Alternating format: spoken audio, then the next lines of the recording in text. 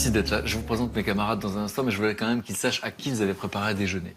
Donc notre invité aujourd'hui, c'est Olivier Bourdeau. En attendant Bojangles, c'est un livre. J'allais dire un lapsus, je dis un film, ça va bientôt être un film. Un livre dont vous avez peut-être entendu parler, c'est ce qu'on appelle un best-seller. La critique est unanime, c'est un succès foudroyant. C'est son premier succès, première publication. Bravo. Et après avoir écrit pendant des années et après avoir vécu dans le canapé de ses amis, ici présent. D'accord. Voilà. Donc Frédéric est un ami depuis l'âge de 17 ans et il a assisté à ce parcours d'un écrivain qui, à l'école, était un cancre, c'est sa formule à lui. D'accord. Et je m'autorise à dire détresse scolaire, parce que l'éducation nationale passe parfois à côté des gens comme vous. Et donc, c'est son petit frère qui est à côté, qui s'appelle Xavier. Et alors, je dis qu'il est plombier, parce qu'il le dit quand il le raconte. Et Xavier a cru au talent de son frère avant les autres, et il lui a dit, je t'offre 2 ans pour écrire. Alors, je présente mes camarades dans l'ordre. Mathieu est historien et prospectiviste. C'est-à-dire historien, c'est le passé, et prospectiviste, c'est historien du futur. Et Mathieu, on va parler de quoi aujourd'hui ? On va parler de confiance. Aujourd'hui, on a confiance en peu de choses. On n'a pas confiance de ce qu'il y a dans votre assiette, sauf que là, ça a été préparé par Céline, donc vous pouvez avoir confiance. Mais de fait, c'est Pierre Rabhi, le philosophe agriculteur, qui vous invite plutôt en début de repas à plus dire bon appétit, mais bonne chance. Donc, on va parler de confiance, une confiance qu'on a eue, qu'on a perdue et qu'on est en train de retrouver grâce à la consommation locale, grâce au circuit court, grâce au fait de retrouver un peu d'identité dans le produit et dans ceux et celles qui les ont produits. Est-ce que vous faites partie de ceux qui diraient moi j'ai pas toujours confiance parce que finalement on nous dit tellement de choses tous les jours, on nous révèle des scandales sur la nourriture, ou vous dites allez tant pis on mange de l'engrais puis on verra bien? Moi je fais partie des gens qui ont arrêté de regarder les reportages et les documentaires sur la fabrication de l'alimentation parce que ça me dégoûtait, donc je les regarde pas. Je préfère être dans le doute que dans l'incertitude. Je préfère avoir le doute de manger de la merde plutôt qu'en être certain. Voilà. Bon ben là, vous allez savoir ce que vous mangez. Mais par exemple, vous voyez là, il y a des steaks végétaux qui existent et il y a des tests qui démontrent que les gens reconnaissent le goût de la viande. Mais mon raisonnement à moi, c'est que étant donné qu'on mange de la viande de merde, quand ensuite on mange de la merde, on est persuadé que c'est de la viande. Et... Ah oui, je vois le processus. Oui, c'est un peu tordu. Ça fera l'objet d'un prochain livre. Alors, avec nous, Luc. Alors, Luc, à l'accent de Toulouse, je soupçonne de le garder pour avoir le charme. Parce que c'est faux, c'est faux. Est à Paris. C'est stratégique, ça se voit. Luc plaît beaucoup aux femmes parce qu'il a été homme au foyer pendant 8 ans. Voilà, monsieur. Et donc, forcément, ça. Cette chance. Et voilà. Et ce qui l'intéresse dans cette société, c'est tout ce qui peut aller dans le sens de la chaleur, la convivialité, ce qui crée du lien. Et donc, aujourd'hui, on va parler de quoi ? Eh bien, un petit peu sur cette histoire de confiance aussi, ça m'intéresse. Parce qu'il n'y a pas que ce qu'il y a dans les assiettes, il y a aussi ce qu'il y a dans nos verres. Et moi, je me suis intéressé à la bière. Alors, bien sûr, la bière à consommer avec modération.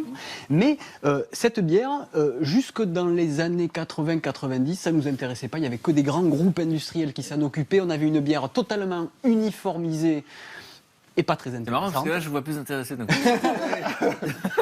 Et pas très intéressante. Et depuis une dizaine d'années, tout un tas de micro-brasseries locales, justement, artisanales, pleines d'identité et de richesse régionale, sont en train d'émerger. Et c'est foisonnant d'idées et de créativité, ça m'a beaucoup plu. Bon, ça vous intéresse ? Ouais, oui. Ah cachez votre enthousiasme. Alors, Céline est jardinière. C'est comme ça qu'elle aime que je la présente. Elle est responsable de tout ce que vous voyez autour de vous, tout ce qui est vert et qui pousse. Et donc, elle nous apaise. Et surtout, elle va nous parler de quoi aujourd'hui, Céline ? Alors aujourd'hui, justement, on parlait d'assiettes. Donc est-ce que vous savez qu'entre le moment où on cueille un produit ou alors on le cultive et le moment où il se retrouve dans votre assiette, il fait à peu près 1500 km. Oui. Donc en 1500 km. 1500 km, 3 centrales d'achat. La moyenne, et c'est valable pour le bio aussi, parce qu'on dit manger bio, non, pas du tout, c'est valable pour le bio en moyenne également. Alors, pour le poisson, c'est un peu aberrant, pour la viande aussi, pour les fruits et légumes, c'est dramatique. Pourquoi ? Pour une raison très simple, c'est que la qualité nutritionnelle de ce que vous avez dans l'assiette, en moyenne, c'est 48 heures pour un fruit, pour un légume. Au bout de 48 heures, il y a moitié moins de vitamine C, moitié moins de vitamine. 48 heures après l'avoir cueilli, il y a moins de vitamines, moitié moins. Et les 1500 km, il faut combien de temps pour les faire ? Ça dépend de comment on les fait, d'où on les fait. Donc il n'y a plus de vitamines, quoi. Il y en a moins. Donc on nous dit manger 5 fruits et légumes par jour. Enfin, il en faudrait 15 en fait. Ouais, voilà. Il faudrait pouvoir aller les cueillir, les manger dans les 48 heures. Donc la solution. La solution. Il y a une Américaine à San Francisco qui, il y a 10 ans, a lancé un défi aux habitants de la ville en leur disant, pour la journée mondiale de l'environnement, je vous propose de vous nourrir dans un rayon de 100 miles. 100 miles, c'est à peu près 160 km.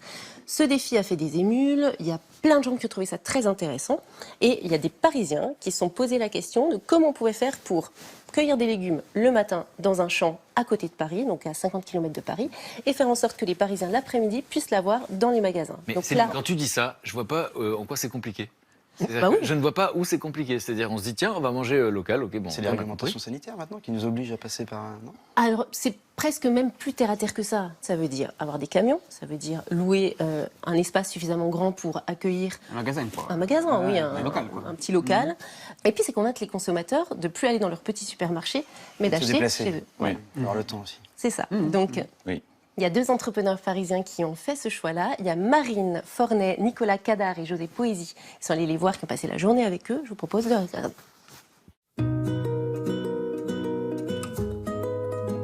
Aujourd'hui, les gens veulent manger du frais, des produits de qualité, mais pourquoi aller chercher une aubergine ou un concombre à l'autre bout du monde alors qu'on en a à 20 km autour des grandes agglomérations? On est 2 cofondateurs d'Au bout du champ, Joseph et moi-même. Joseph s'est plutôt intéressé à toute la partie producteur. Donc c'est lui qui, au début, a usé ses souliers dans les champs. Et on leur a dit, mais attendez, vous faites des produits de qualité. Nous, on met une nouvelle proposition sur la table. La proposition, c'est qu'on va vous acheter tous les jours, on va assurer le transport, et c'est nous qui allons distribuer vos fruits et légumes de manière quotidienne. Et ça a matché. Salut Xavier. Xavier, comment vas-tu? Ça va? Ça va, ça va. Ouais. Comment tu vas? Tout ça pour nous? Tout ça pour vous. Tout est Vous avez prêt. quoi aujourd'hui? Je t'ai mis un chocolat, du vert et je t'ai mis du rouge. On commence.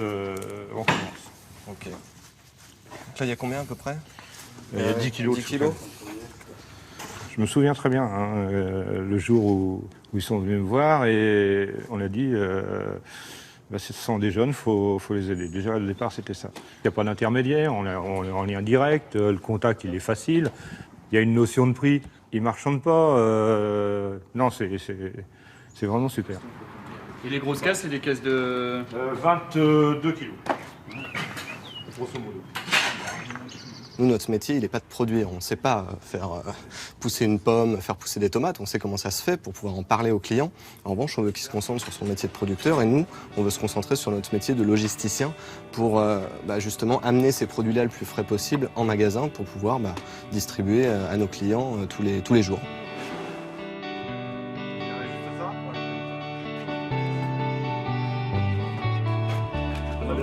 Allez, À demain. à demain.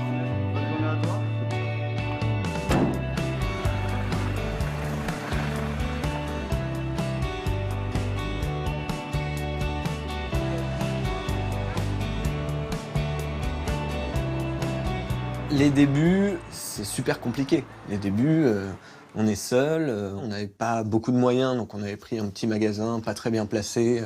On a bossé pendant 2 ans, nuit et jour, pour monter ce projet.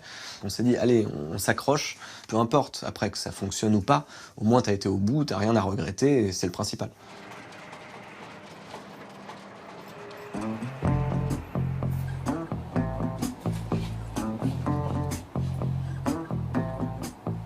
Bonjour.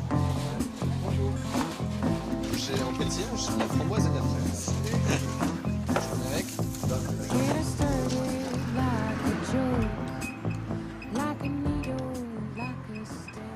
8,54 s'il te plaît. Ce système de circuit extrêmement court où on est livré, je crois, le matin pour être en rayon l'après-midi ou en début d'après-midi me plaît terriblement. Puis moi, c'est un truc de gauche, j'ai toujours fait les marchés.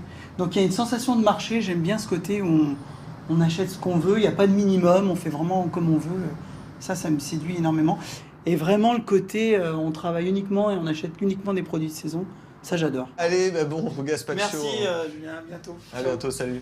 Nous, on essaye de pas être moralisateur. On essaye de ne pas proposer, par exemple, que du bio, parce qu'on ne croit pas vraiment à que du bio. On a des choses en bio, d'autres on en a agriculture paysanne, parce qu'on fait confiance à nos producteurs, on sait comment ils travaillent, donc on fait simplement une proposition. J'ai beaucoup consommé au supermarché parce que c'est en général moins cher, c'est vrai. mais je préfère peut-être manger moins, mais mieux. Ça, c'est une aubergine. Oui, c'est une aubergine supérieure. En fait, il y a deux sortes d'aubergines. Vous savez. Ok. C'est juste le goût est un petit peu différent. Ah ouais. C'est peut-être un peu plus subtil qu'une aubergine classique. On apprend aux gens des choses tous les jours, on apprend de soi-même tous les jours, ça c'est hyper important. Et oui, j'espère que tous les producteurs en Ile-de-France, en France, prendront cette tendance et pourront tous livrer, vendre en circuit court, dans la même démarche qu'on a pu pas initier, parce qu'on n'a jamais été les premiers à faire ça, mais en tout cas, voilà, pousser.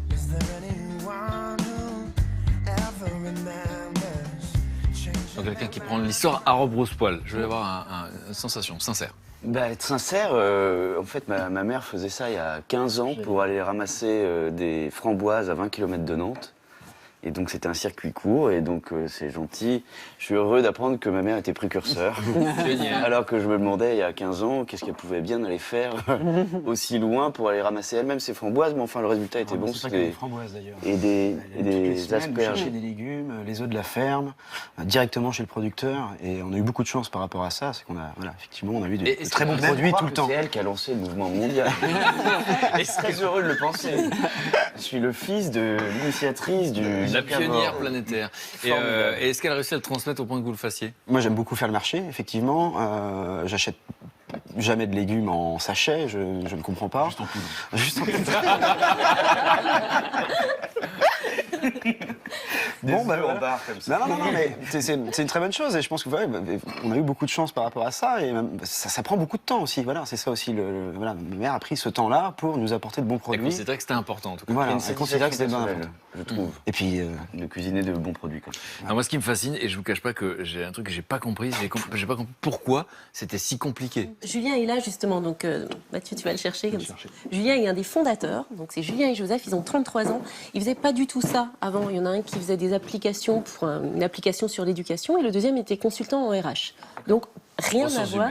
Je suis impatient de le rencontrer pour savoir comment on fait un changement de vie comme ça. Ah, mais c'est une prise de conscience du circuit court dont vous parliez, une envie de manger mieux, une envie, mais il va nous le raconter beaucoup mieux, parce qu'on voit plein d'intérêts de manger des bons fruits, des bons légumes, bien sûr, moins de pesticides, de permettre à tous les petits producteurs autour de continuer à vivre et à vivre dans de bonnes conditions. Bonjour.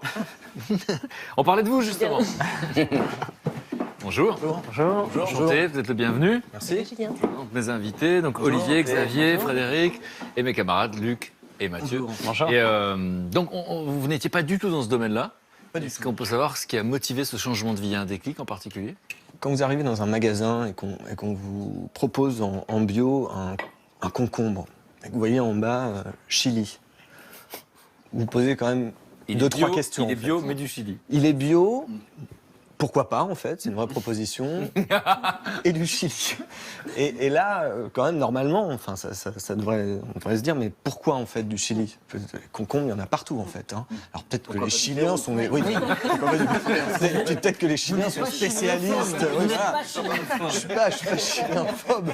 Mais c'est là où on se pose vraiment la question. On se dit, mais pourquoi? Et vous savez, il y a des mecs, quand même, qui sont dans des bureaux et qui, sur leur ordinateur et devant un fichier Excel, se disent, aujourd'hui, le concombre chilien, là, je vais me faire un peu de blé dessus parce qu'il coûte vraiment pas cher. J'en achète 30 tonnes. Mais de là à se dire, allez, je vais prendre le truc à rebrousse-poil. Mais parce qu'après, je rencontre Joseph, c'est aussi je rencontre Joseph. Co-fondateur avec vous. Co-fondateur avec moi. Là, vous êtes presque ado, quoi. Je connais depuis un moment, en fait, hein, depuis l'adolescence. Et on discute avec Joseph, et lui aussi a cette... Donc vous avez 17 ans, au lieu de parler des meufs, vous parlez des salades. Ouais. Et ça aussi, c'est absurde. Ça, c'est un concept. Voilà, Olivier est écrivain, il fait un best-seller et il est salué pour son absurdité. Donc là, vous le nourrissez. Ah bah là, C'est magnifique. on est dedans. Bonne soirée salade entre amis. Oh, t'as vu cette belle salade? En fait, c'était codé. La façon dont elle marche. Et puis voilà, et puis en se voyant de temps en temps, à un moment, on s'est dit, bon allez, on y va. Moi, j'étais presque à la fin d'une aventure entrepreneuriale.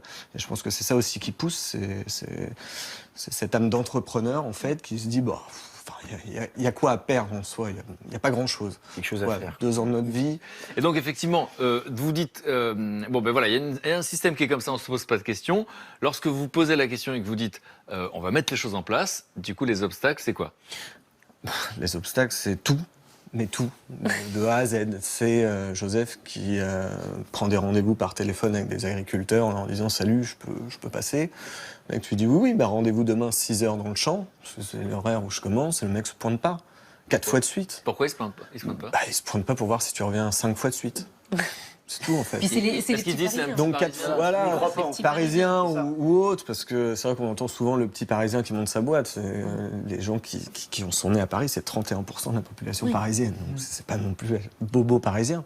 C'est juste de se dire, voilà, est-ce que ce mec-là de la ville va vraiment venir? Une fois, 2 fois, 3 fois, 4 fois, putain, on est revenu la 5e fois. Là, il est sorti de son champ, il a dit, putain, pour un mec de la ville, 5 fois à 6h du mat dans le champ, c'est bouillant les mecs. Ça, c'est le premier obstacle. Okay. Et pourquoi faire? Et pour m'acheter combien? On va commencer par un bon kilo de pommes. Il te regarde, attends, ça fait 170 km. Ouais, c'est ça. Oui, pour combien? 1 Avec le 20 euro, mètres 3 cubes. euros. Premier obstacle, c'est d'expliquer la démarche à l'agriculteur en face. Déjà. Alors c'est fou parce qu'évidemment c'est son intérêt, puisqu'il va faire 50-50 alors que la grande distribution c'est combien? Vous n'avez pas vraiment de ratio, il y a parfois la grande distribution. Mais on entend souvent la grande distribution, ils font pas 50-50, c'est vrai, mais il y a aussi des fois où la grande distribution ne marge pas sur le produit, très bien, mais le lendemain elle peut lui dire ton lot, j'en prends pas. Et on travaille plus ensemble pendant 1 an. Tu reviendras quand tes salades seront toutes carrées. Bon, ça va être compliqué. Mais donc il revient au bout d'1 an avec des salades carrées. Donc ça c'était vraiment pas le but. Je sais pas comment il fait, mais Mais il arrive. Il fait passer dans des petits carrés. C'est ça, en fait. J'ai l'impression que vous êtes de la même famille. Bon, Et donc voilà, donc ça a été l'un des plus gros challenges. Le second, c'est de se dire allez, tous, mais enfin vous le savez, quand vous montez des projets, que ce soit dans l'édition, dans n'importe quoi, il faut des moyens aussi, il faut un peu de moyens financiers. On va aller voir une banque, c'est sympa. Tu vas, le mec te dit oui, alors il me faut 3 prévisible. Il faut 3 bilans et 3 ans d'activité. Ah bon, on reviendra dans 3 ans alors. Donc voilà, donc on emprunte un peu à la famille, aux amis, etc. Vous avez des points communs. Et là, on se gaufre parce qu'avec le peu de moyens que tu as, tu prends une petite boutique pas bien placée, avec personne qui passe devant parce qu'elle est pas chère, et t'attends le client. Longue journée en magasin. Les longues journées. Avec les fruits qui pourrissent. Voilà, Et tu exactement. distribues tes légumes derrière parce que tu ne peux pas gratuitement. gratuitement parce que tu payes quand même ton producteur. Exactement. Et on se décourage pas quand ça arrive. Non, parce que là, c'est le moment où soit t'arrêtes. Parce que tu te dis, on a tellement avancé qu'on a tellement avancé. Non mais vraiment. Voilà, Et alors, tu te dis, je continue, et puis voilà, tu trouves des solutions, tu te fais connaître, des papiers dans la presse, des trucs, des machins, et puis, et tu sens quelque chose. Tes rares clients, ils te disent, c'est génial. Aujourd'hui, 4 boutiques, 25 salariés, donc ça aussi. Donc vous donnez du travail à 125 personnes. 150 personnes tous les jours de la semaine, 300 personnes le week-end. 300 clients, Moyenne, 300 clients, 300-400 clients par magasin le week-end, c'est 25 personnes. Ça aussi, c'est un challenge de recruter des gens qui ont à peu près la même vision que vous et qui ne soient pas non plus des bobos allumés. C'est bien le... Toupies, parce qu'il faut se lever quand même pour aller porter des cagettes tous les matins. On n'est pas une assoce, on est une entreprise. Le melon, là, que vous avez vu dans le reportage, c'était 3,80 € par exemple. C'est l'un des produits... C'est très cher. Très cher. On se dit... Donc il faut expliquer pourquoi. En fait. Il faut expliquer. L'Île-de-France, c'est pas la terre du melon. Il faut le dire aux gens. Mais quand ils en mangent un, ils reviennent. Ils reviennent, ils en mangent peut-être moins, mais il est frais, il est bon. Et, il mûrit sur place. Il mûrit sur place, etc. Et quelle est la morale de l'histoire, finalement, de votre aventure? Il y a 2 morales. La première morale, c'est que entreprendre, c'est facile en France. Il faut y aller, on a tous les outils pour, il faut se lancer. Tout le monde est entrepreneur. Se planter, c'est pas grave, c'est juste la preuve qu'on a essayé. Exactement, tout à fait. Mais tout le monde est auto-entrepreneur autour de cette table. Vous faites un dîner avec des amis, vous avez un budget. J'ai fait plein d'émissions qui marchaient pas, il a fait plein de livres qui n'ont pas été publiés. Et voilà, apparemment. C'est pour tout le monde, c'est important de le dire. Parce c'est important de le dire, de se planter, c'est pour ça qu'ils n'osent pas. Et il faut y aller, en fait. Donc ça, c'est vraiment la première chose. Et la deuxième chose, c'est effectivement ce qu'on disait quand je venais d'arriver, c'est pourquoi on ne ferait pas autrement, en fait. Et c'est ça l'idée, c'est d'aller chercher... cassons un peu les codes et faisons différemment. On va voir si ça plaît et si ça fonctionne. Réaction des invités. Je suis enthousiaste, je trouve ça très très bien. Il n'y a pas besoin de développer plus. C'est quoi l'idée de... Non, mais c'est quelle Non, idée non, mais c'est vrai. C'est l'idée, mais c'est quelle idée? Parce que c'est moi ce qui me touche le plus, c'est évidemment cette idée de dire on peut faire autrement. C'est parce que la majorité le fait qu'on se pose pas la question et qu'on entreprend. Non, mais parce qu'il y a aussi un truc, c'est que le bon sens est devenu une denrée rare. Oui. Et vous avez eu du mal à comprendre pourquoi personne ne l'avait fait auparavant, parce que le bon sens a disparu. Il est en train de revenir. Ouais, c'est dans le sens de l'histoire. Mais moi, après, j'ai une question, c'est que par rapport au prix aussi, parce que c'est quand même une notion très importante. Parce qu'aujourd'hui, effectivement, on mange de la merde, mais c'est aussi c'est pratique. Enfin, on voit bien, enfin, le budget des ménages est quand même pas très élevé, et bah, c'est peut-être plus facile d'aller acheter une grappe de tomates pas chère que après. Est-ce que vous répondez à ça quand vous l'entendez? C'est très compliqué. La provocation m'inciterait à dire si tu achètes la grappe de tomates et que tu as un téléphone sans citer de marque à 1 000 € dans la poche, et j'en vois. C'est une question de choix. Question de priorité, quoi. Question de priorité. Puis on revient Après, on a le second step qui est de se dire j'ai pas de téléphone parce que j'ai pas les moyens de l'avoir et comment je me nourris correctement. Là, j'ai pas encore effectivement la solution. Ça va venir. C'est le bon sens. Ce que tu expliques, c'est que de toute façon, que ta tomate soit à 3,80 au lieu de 70 dans le supermarché, elle apporte quand même beaucoup plus que la grappe. Déjà, et puis je vais vous dire... Elle est pas à 3,80. Honnêtement... Non, oui, pardon. Non, c'est important. Elle pas à 3,80. C'est important pour lui. Avec ta tomate à 10 balles, là. Mais par contre, elle te nourrit pour 3 jours. Bon, justement, la tomate, pour prendre cet exemple, en saison, un kilo de tomate chez vous, un kilo de tomate dans un supermarché. Par exemple, on est à 1,40 une salade, une belle salade, une grosse salade, et qui est récoltée le matin. Donc, vous pouvez la garder quand même un petit moment chez vous et elle nourrit une famille de 4 personnes. Moi, je vois souvent des gens dans les supermarchés, oh là là, 3 salades pour le prix d'une, allez, on prend tout, et puis finalement, bah, ils jettent la dernière parce qu'ils l'ont pas consommée. Et puis, bon, la seconde, voilà, et finalement, on n'en a mangé qu'une. Donc on se fait aussi attraper par ce système de promo, etc. La surconsommation. La surconsommation. Et puis sur les 1,40 €, il y a 70 centimes qui vont au producteur. Et on parlait du bénéfice pour les clients, pour vous bien sûr, mais aussi les producteurs. Tu parlais de ce champignonnier. Oui, un champignonnier à Carrières-sur-Seine qui a failli fermer parce qu'il travaillait avec la grande distribution. Un jour, on lui a dit, bah, écoute, tes champignons de Paris, c'est bien sympa, mais moi j'ai des champignons de Paris en Pologne, beaucoup moins cher. Champignons de Paris en Pologne, beaucoup moins cher. Bon, on arrête. Donc au moment où nous on arrivait en 2013, il se demandait s'il nous servait ou pas, s'il arrêtait, s'il changeait de carrière ou pas. Il en a racheté une, depuis 1 an, maintenant qu'on bosse de plus en plus avec lui. Il en a racheté une et il s'est développé. Oui. Ça, c'est fabuleux. À 5,70 le kilo de champignons de Paris bio, en magasin. C'est top. C'est top.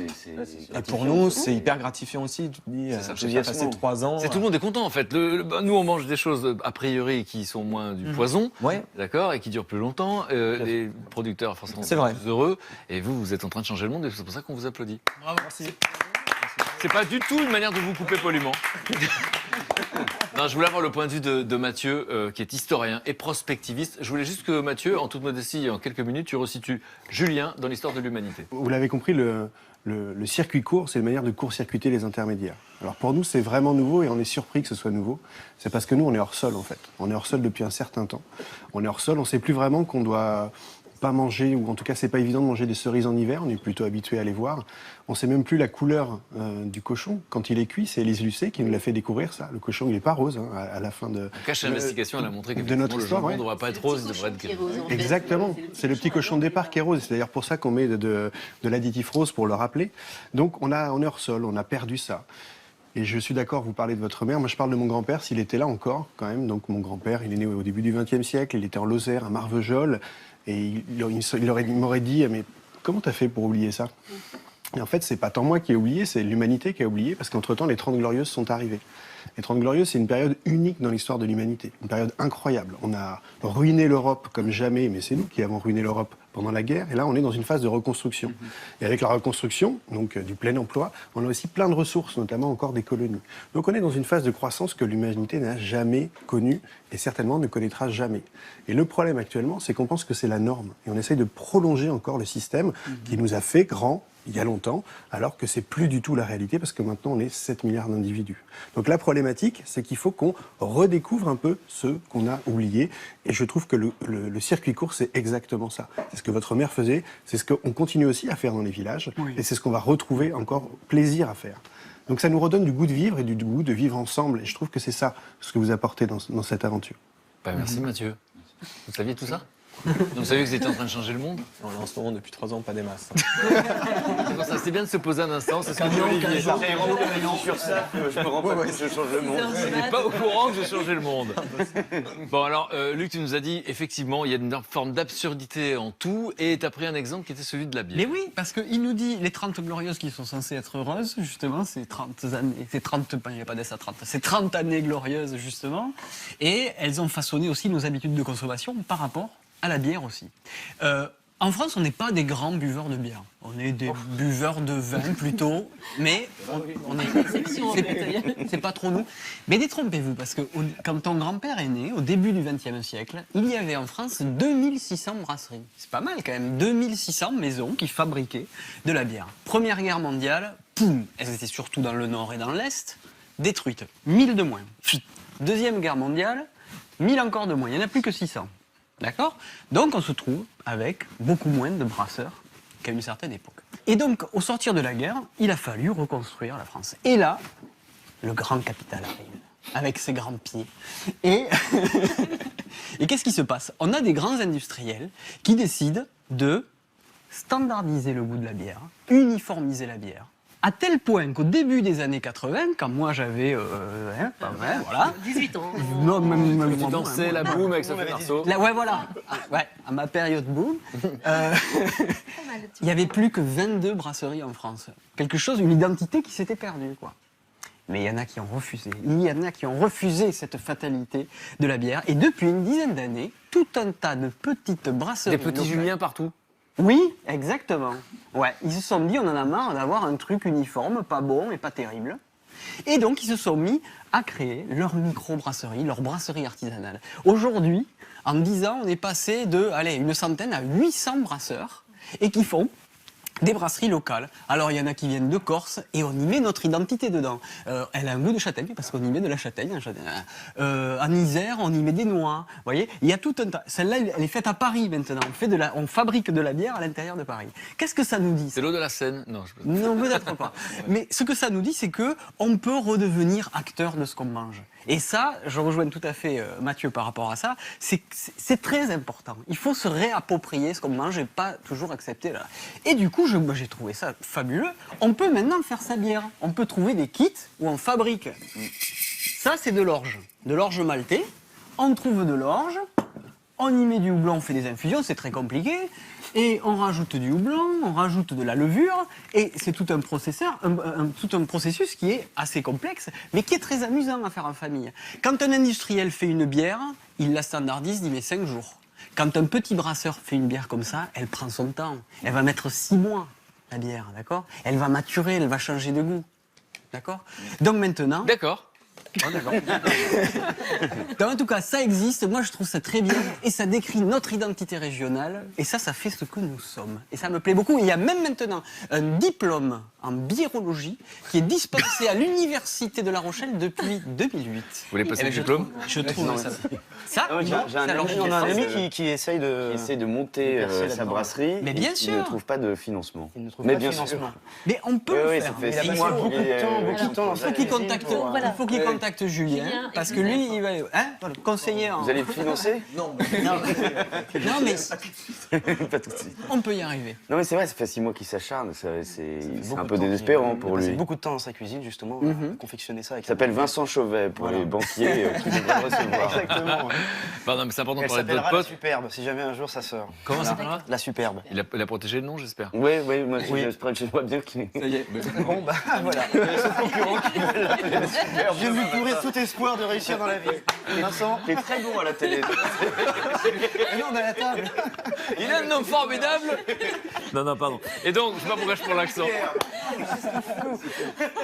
Bon, en tout cas, vous l'avez compris, ça nous plaît effectivement de parler de ceux qui sont... Elle est bio. Elle vient du Chili. Bon. C'est une pomme rainette. Une pomme rainette bio. Et alors, voilà, vous l'avez compris, on a même parlé de ceux qui créent du lien, de ceux qui n'acceptent pas la fatalité. Et on voit effectivement que l'histoire a un sens, mais il y a des gens qui peuvent prendre l'histoire à rebrousse-poil.